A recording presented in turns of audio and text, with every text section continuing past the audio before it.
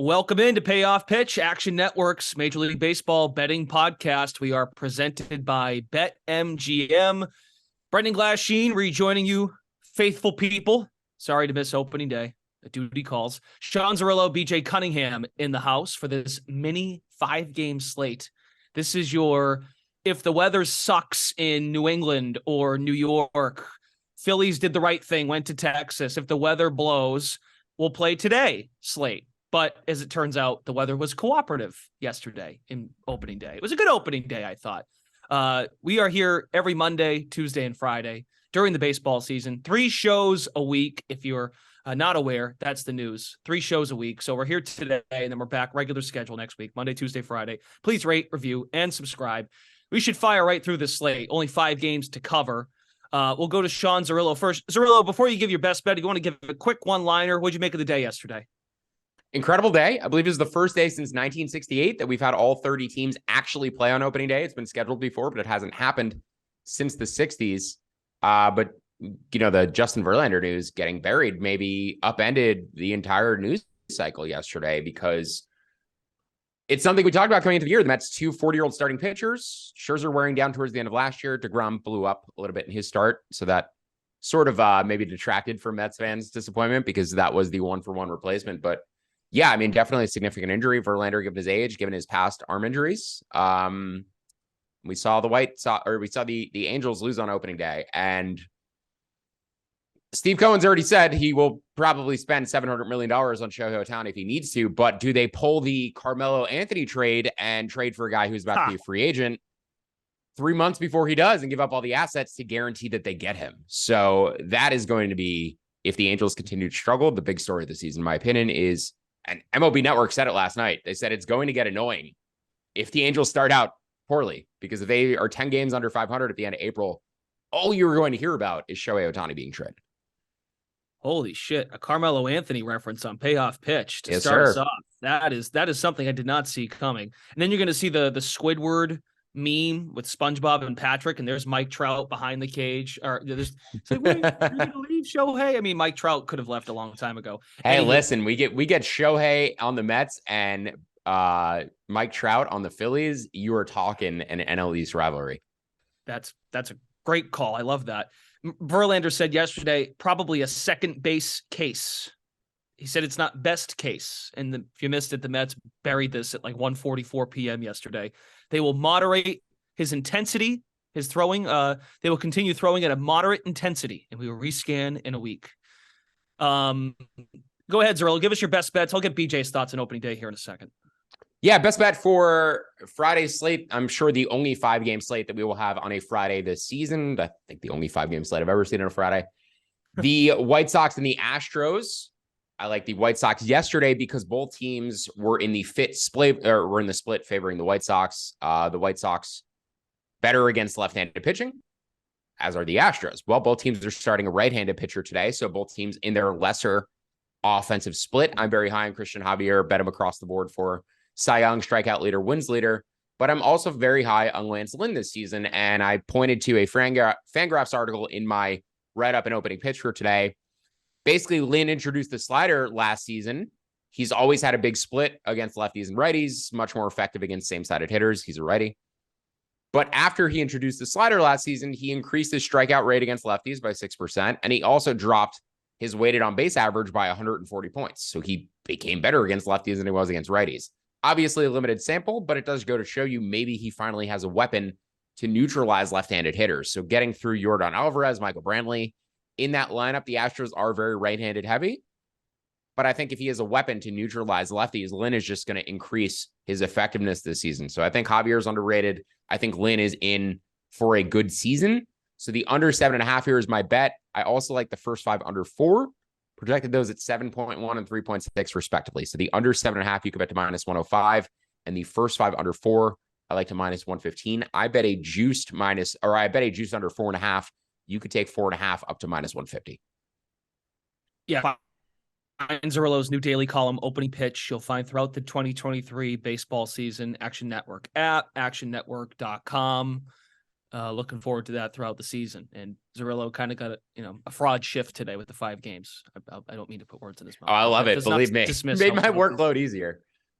Yeah, this is true. I know UFC today, so wow, Zerillo's getting a real get out of the office at noon kind of Friday. BJ Cunningham, before you give out your best bets for Friday, just quick thought on yesterday and what'd you make of the day? I thought it was awesome. Like, there was so much high scoring across Major League Baseball, which makes you question, like, did Major League Baseball choose the balls again? We don't know that, I guess, right now after a 1-game sample size. But, the Blue Jays Cardinals game was incredible. The Rangers coming back against the Phillies was obviously incredible as well. So really, really great games throughout Major League Baseball. And how do they capitalize on that opening day momentum? They give us a 5-game slate on Friday. But either way, Saturday will be great as well. Best bets for the mini 5-game slate today? Yeah, I'm going to stay in that White Sox-Astros game. I actually like the White Sox for the first 5 innings at plus 130. So, Sean mentioned it. Lance Lynn, he had decent numbers last season. He did regress from what he did in 2021, but a 3.6 xERA, 3.44 xFIP. His walk per 9 rate was the lowest of his career at 1.41. And doing all of that, like Sean mentioned, he obviously added the slider, but he's mainly a fastball cutter, sinker pitcher. It's not a lot of movement in terms of off-speed pitches. And what he did last year to lower that walk per 9 rate is he really improved his control. His location plus was 104, which was top 30 in Major League Baseball. Now, the Astros were one of the best fastball hitting teams in Major League Baseball last season. They had over a 60 run value against them, but against right-handed sinkers and cutters, they had a combined minus 15.8 run value, a 260 expected batting average, and a 324 expected weighted on base average. So they're very, very average to below average against those 3 pitches. Plus, they're still without Jose Altuve and Michael Brantley. Now, Christian Javier, like Sean mentioned, is a huge dark horse Cy Young candidate. 2.43 xERA last season was one of the best in Major League Baseball outside of Spencer Strider. But if you look through a lot of projection models, they have him around a 3.6 ERA pitcher. Now, I don't expect him to regress that much, but, anywhere in the middle between those two, you're not getting this huge type edge that you would over Lance Lynn versus what, he did last year from his xERA. He did have a left on base percentage of over 83%. That is very, very high and one of the highest in Major League Baseball. So asking him to sustain that number was very, very difficult to do. So I think the price is a tad inflated on Javier here, especially with Brantley and Altuve being out of the lineup for the Astros. So I have the White Sox for the first 5 projected at plus 120. So I like them at plus 130. Let's find out if we're fading the public on this Friday. We just discussed White Sox and Astros quite a bit. So we'll highlight the Mets and the Marlins in this section today. 71% of the bets in terms of the bet percentage, 66% of the dollars coming in on New York. It is not Justin Verlander pitching today. It is David Peterson on the mound for New York. It's the first game of the slate, 6:40 start, Mets at Marlins. Zerillo, are you willing to back the Marlins the day after and for the next 4 days, no Sandy Alcantara against New York? Well, it's not opening day, so the Mets' 76% all-time win rate on opening day is no longer in play. You can't bet against the Mets on opening day. It's become one of the most ridiculous stats in all of sports. They were just unbeatable on opening day. I don't know if they've lost one since I was a child, but I was very willing to bet on the Marlins both yesterday and today, putting the opening day stuff aside. I just think the betting market is much more in line with the Marlins than I was expecting. I put this in my article, but I model these out. I try not to look at the lines in advance because I almost want to surprise myself. I want to see what number I spit out. I don't want to have any bias as I'm making the lines.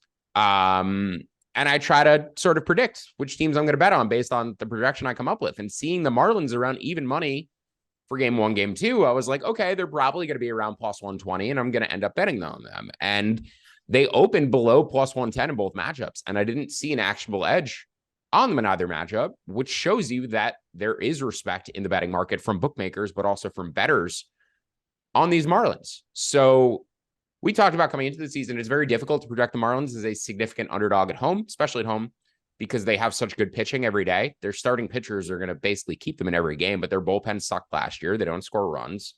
So they lose a lot of tight games that they get good pitching outings in. I do like the under in this matchup. If you look at the graphs for both Peterson and Jesus Luzardo, who I've always been a big Jesus Luzardo guy, but they both sort of hit a career peak towards the beginning of last season. They had a performance dip in the middle of the year, and then they found it again. Towards the end of the year, both had strong springs. I don't really see either as anything better than a number 3 or number 4 type starter. Luzardo probably at the higher end of the number 3s for me, lower end number 2. Peterson pretty firmly in that number 4 type starter projection range. But given the ballpark, the bullpens, defenses not being horrific, not great, but not horrific. So I put this total at 7.26. So I like the under 7.5 at even money. I had a lean to the first 5 under 4. That did not come into range in terms of pricing. But yeah, this park plays about 6-7% below major league average. We saw a lot of scoring there in the WBC. We'll continue to see if the balls are juiced, but I think this total is just a touch high. So under 8, down to 7.5 at plus 100. Okay, 7.5 under available -115 for Mets Marlins. The first 5 total at 3.5. So that doesn't quite fit your. Yeah, it's dropped since last night. Okay, very good. Again, most of the money coming in on the Mets for today's game against the Miami Marlins. The Mets not on opening day, everybody. So keep that in mind. How about underdogs? Sorry, BJ, I didn't go to you. BJ, what are your thoughts on the Marlins? Would you want to take the Marlins with the money coming in on the Mets? I'm like Sean. I'm going to pass this. I do the same thing as Sean when I project. I do my projections first before I start to enter any type of line to see what type of edge I have. And I have the Marlins at -102 for this game. The Marlins were the worst team in Major League Baseball against left-handed pitching last season, so that's not great going against David Peterson and Jesus Luzardo. Like Sean, I'm also very high on. So, but again, the Marlins lineup being that bad against left-handed pitching really is taking me away from this. So even though Luzardo was, 0.6 xERA better than Peterson last season, it's still not enough an edge for me to bet the Marlins here. So I'm passing. BJ, blindly, when you were modeling those games, I assume you would have expected that you were betting on the Marlins, like after setting them as a favorite against the 90+ win Mets, but where would you have expected the line to be? I mean, not where would you have expected to be based on your model, but just based on like public perception. I mean, if this was last season, I would like totally expect the Marlins to be +115, +20, like you said. Exactly. Right, I was thinking, 110 or 120. But like you're seeing now they're sitting around even money. Like, even yesterday, I was kind of surprised to see them, basically being a pick 'em against Scherzer. Obviously, Alcantara winning the Cy Young, he gets a lot more respect in the market. So, but yeah, I guess we won't be able to bet on the Marlins. I don't know. We'll see. Maybe if they face somebody different, we'll be able to. As far as our favorite underdog, you're both in alignment on the Guardians. And I want to go to BJ first because it sounded like before we hit record on the pod today, he had thoughts on Hunter Gaddis, who is the starting pitcher for Cleveland, opposing former Cy Young winner Robbie Ray. Yeah, I'll let Sean get into. And BJ, I wanted to make sure former Cy Young winner Robbie Ray, because you like to incorporate the former Cy Young element. Right. You know what's funny is that I was looking at Robbie Ray last night, and his expected ERA last season was pretty much the exact same it was when he won the Cy Young in 2021, which is kind of crazy to think about. So he's really that 3.5, 3.6 xERA type pitcher. He's not, this front end starter, like $100 million, signing pitcher that that a lot of people maybe think he is. So I think he's getting inflated here. Now, Hunter Gaddis, I mean, he pitched 7 innings last season and he gave up 15 earned runs and 7 homers. Like on paper, it looks really, really bad. And if you go through his numbers in both AA and AAA, he's like a 4 ERA pitcher. But as Sean will allude to, like, I don't really think that the Guardians are going to let him go more than 3 or 4 innings. And Sean will tell you the market says that. So, if that is the case, I have Hunter Gaddis projected for 3 innings as a kind of a medium between the two. So, I have the Guardians projected at plus 118. So I think Ray is overvalued here. Although the Guardians weren't that great against left-handed pitching last season, they did have an incredibly elite bullpen that was better than the Mariners. So if that bullpen's going to pitch most of the game, the Guardians are going to provide some value here against an overrated Robbie Ray. Zerillo, based on your opening pitch breakdown, slight edge to the Guardians, they're plus 140 at BetMGM, and you bet them down to plus 134. Yeah, BJ made the line around plus 119. I made the line plus 123 for Cleveland. So we're roughly in the same area. The bullpens are both elite. And if the Guardians are able to get this game to the bullpen tied, it's a coin flip because the bullpens are basically the same. The offenses are basically the same, especially given the handedness splits. Once the Guardians are able to get away from a left-handed pitcher, it should even out. And the Guardians are the better defensive and base running team. So it is legitimately a coin flip if this game is tied going to the bullpens and you're carrying a plus 150 ticket. So the sweat is Gaddis. The question is how long they use Gaddis. You look at the totals for the game at 7.5. You would expect the first 5 total to be at 4.5 with Gaddis, but it's not, which tells me he's not going more than 2 or 3 innings. They're going to use their bullpen aggressively here. This is going to be a bullpen game for Cleveland, and they're going to look to get length out of the back end of their rotation. BJ talked about the expected metrics for Robbie Ray. He was at 3.6, both in his Cy Young season and last year. He got a 5-year, $115 million contract from the Mariners. Carlos Rodon, a more injury-prone pitcher, posted an expected ERA a full run better than Ray the past 2 years, 2.6, not 3.6. Rodon got 6 years and $162 million. So he got an extra year and an extra $50 million on that deal. That just goes to show you the difference in quality, the difference in market expectations between a pitcher like Carlos Rodon and Robbie Ray. Even though Rodon is more injury-prone, his expected ERA is a full run better. Got an extra year and an extra 50 mil on his deal. So that's just showing you the general difference in quality between the pitchers. Hunter Gaddis projects a full run worse than Ray. He's in that 4.6 range, so 2 runs worse than a Carlos Rodon. But as I said, the Guardians are going to look to get him in and out of this game as quickly as they can. Maybe he goes through the lineup once, and that's it, and then they piggyback the rest of the game. So you are betting a plus 150 here, but you're sweating it probably for the first 3 innings, and then hopefully it's a 1-run game for the bullpens. 2 starts last year for Hunter Gaddis, and they were not pretty. August against the Astros, 3 1/3, 7 hits, 8 runs, 2 home runs allowed. Gets worse. White Sox, September, mid-September last year. Call-up season. White Sox at home. 4 innings, 8 hits, 7 runs, 5 home runs. Only walked 1. It's bad. I mean, he's got to get through the first 2 innings. Like Sean said, that's basically what it is. Like on paper, he's not that great of a pitcher, but if he's only going through the lineup once, like Sean said, you can get to the Guardians bullpen. That plus 150 number provides a lot of value. It's kind of Brendan. And Brendan does MMA podcasts with me. So with Brendan, it's kind of like betting on an underdog who you expect to be in trouble in the first round. And you know that if they survive that round, the line is going to tighten. So the picture the first 3 innings of the game is the first round of the fight. If it's tied, if it's close after the first 3 innings, the Mariners are going to be in trouble because the line is going to move to basically pick them once Gaddis is out of this game. So assuming it's tied, again, it's all assuming it's tied, but the knockout potential, right, for the Mariners is there in the first 3 rounds, 3 innings. But after that, it becomes closer. I like it. Good comp. Yeah, I'm looking at his ERA from the 2 appearances last year. It looks like Carmelo Anthony's scoring average, as opposed to. Well, Brendan, his ERA was 18, but his expected ERA was 12, so he's 6 runs lower. So big regression candidate, guys. Big regression candidate. I couldn't help but bring that back to I still can't get over the Carmelo reference at the top of the show. It sticks with me because as a New York sports fan, it is such a typical move to know that a guy wants to come here, but no, let's get him 3 months earlier and give up all of our future assets to get him.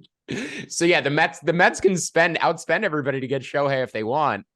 But if they want him this year, do they give up all their prospects for him? It's very possible, especially with these pitching injuries. Let's zip through some final bets. Just a short slate, 5 games. Zerillo, you've got one other angle. The Padres, are they going to bounce back against the Rockies today? For my divisional bets, I sure hope they do. I like the over in this matchup, though. The total was at 8 last night. It has dropped to 7.5. It's around 7.5 minus 115 across the market. That's why I didn't put a big bet on this yet, but there is a couple of minus 110s out there. So if you get 7.5 minus 110, I like it.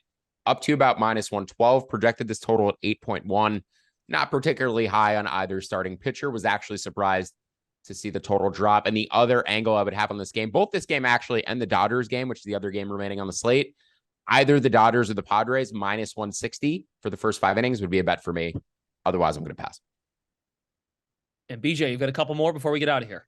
Yeah, like we already mentioned with the Guardians, I'm also on the Rockies Padres. I'm on the first 5 over at over 4.5. The thing is like Kyle Freeland just consistently year after year is a very, very below average starting pitcher. xERA over 5, bottom or 10th percentile in both expected batting average and expected weighted on base average allowed last season. The thing is like the Padres were very, very average against left-handed pitching, but they did add Xander Bogaerts, who is an incredible hitter against left-handed pitching, had a 440 weighted on base average against that last season. And Sean mentioned this in his article.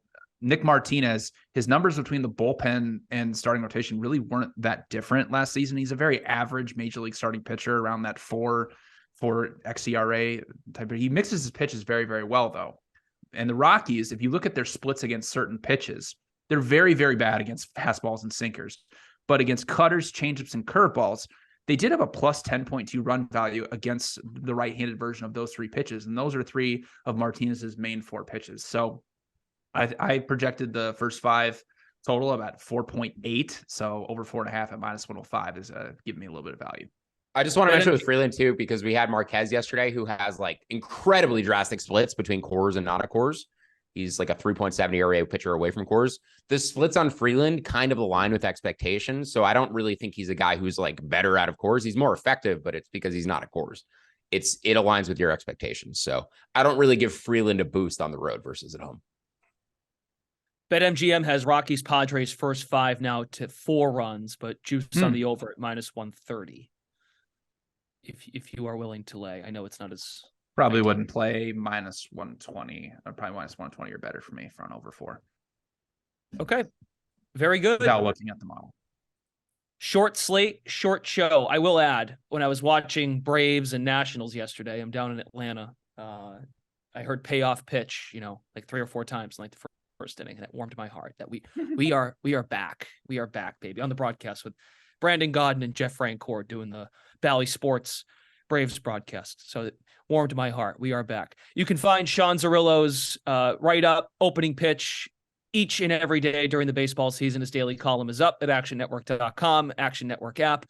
We return on Monday, Tuesday, Friday, payoff pitch all season long. So we're looking forward to having several episodes throughout the course of the season and each and every week. For Sean Zerillo, BJ Cunningham, find each of them individually in the Action app. If they add more for today's slate and for the weekend, of course, I'm Brendan Glasheen. We're back here Monday morning. Thanks for listening to Payoff Pitch, Action Network's MLB betting podcast, presented by BetMGM. You all have a great weekend.